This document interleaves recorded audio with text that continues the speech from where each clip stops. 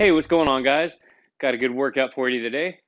5 rounds for time of a 400-meter run, 15 right arm kettlebell snatches, 15 left arm kettlebell snatches.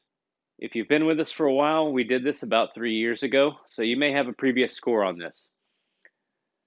Looking at a time domain of somewhere in the neighborhood of 18 to 22 minutes for most of you guys. So, with that in mind, don't go out too hot on that first 400-meter run. Set out on a pace that you can maintain for all 5 rounds. For the kettlebell snatch, this is a technical movement. A good setup for this looks like hips higher than the knees, nice flat back, shoulders higher than the hips, one hand on the kettlebell, the other hand free, not touching your body at all. So just like our snatch and our clean, we want our hips and shoulders to rise at the same time. Once that kettlebell gets above our knees, then we're going to start to throw the hips forward, throw the shoulders back while we still maintain a really straight arm, locked out elbow. Then we're going to shrug as hard as we can. Shrug that shoulder to the ear.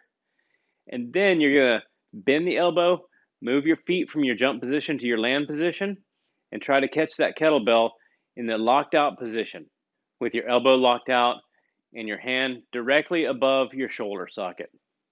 There's a transition here. So as you're bending at the elbow, you're going to start to twist your hand around a little bit, bring your elbow back, and then punch your hand through at the top. This is going to stop the kettlebell from just flopping over and landing on your forearm. That will hurt over time. So we want to transition smoothly and punch it up so that there's no lag and no slap of the kettlebell on your forearm. Punch it through and then stand it all the way up. You're finished when your elbow's locked out and your hand is directly above your shoulder, your knees and your hips are fully extended.